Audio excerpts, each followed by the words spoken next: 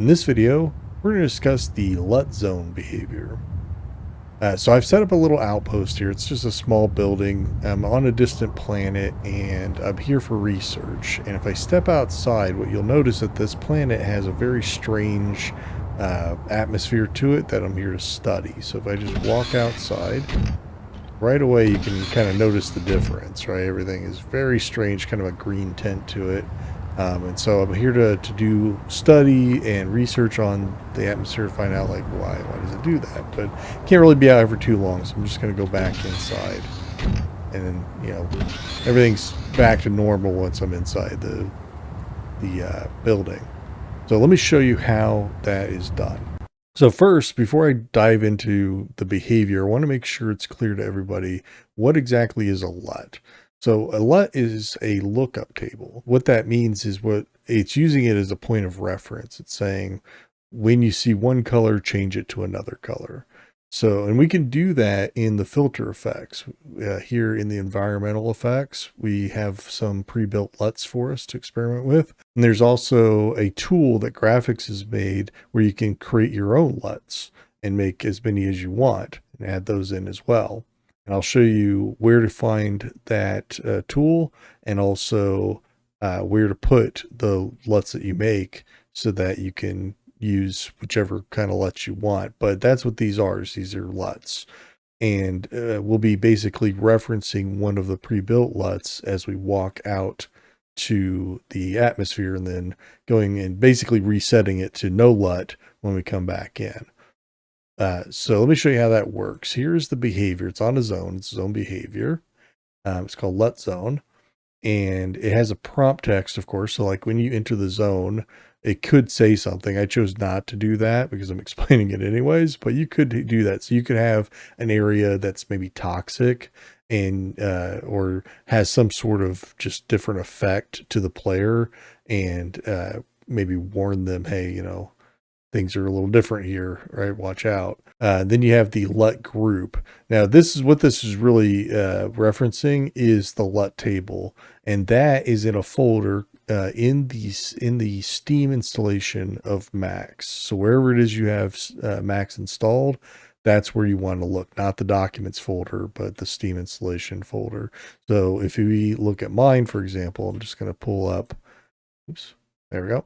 So this is where it's at. So Steam library, Steam apps, common, GameGuru Max files, editors, LUT, and then these are all the pre-built LUTs that we see in the filter effects area. This is where they live, and they're all little PNGs, right? Now you don't want to put PNG in this. You just want to leave the name of the LUT, and that's good enough. At some point, maybe this will turn into like a drop down. I don't know, but for right now, you have to just give it the file path. And then you have the transition effect. So we can instantly transition, which is what I was doing, or we could fade over a period of time, or we could do incremental. So incremental would be using these next two parameters. You have number of increments. So maybe you wanted to incrementally change over the 5 separate steps, each step lasting a number of seconds. So if you're not familiar with this, I'll try to find an example. If you've ever played GTA and you've died in GTA and the screen kind of changes, right, a little bit at a time, that could be an example of an incremental LUT change.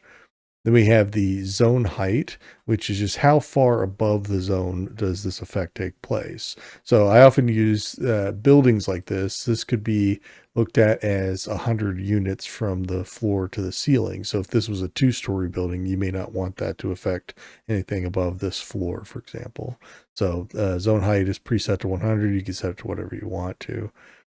The spawn at start tick box just means that when I start the level, is this active or does it need to be activated first? So if you tick that box, it's active right at the start. LUT reset on exit. I only use that here inside the building. I did not use that outside the building. And the reason for that is when I exit the zone here, I'm transitioning to this other zone. I need to reset that on exit. Otherwise it would stay that same LUT.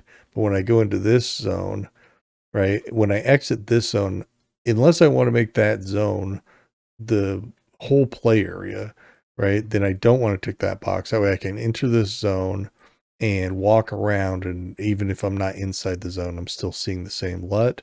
But then as soon as I walk in here, changes the LUT back.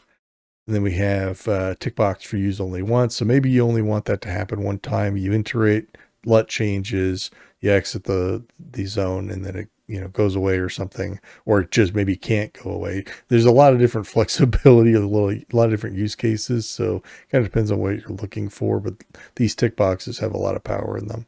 Then we have the sound slot, which is just what's going to play, what sound is going to play when you enter the zone.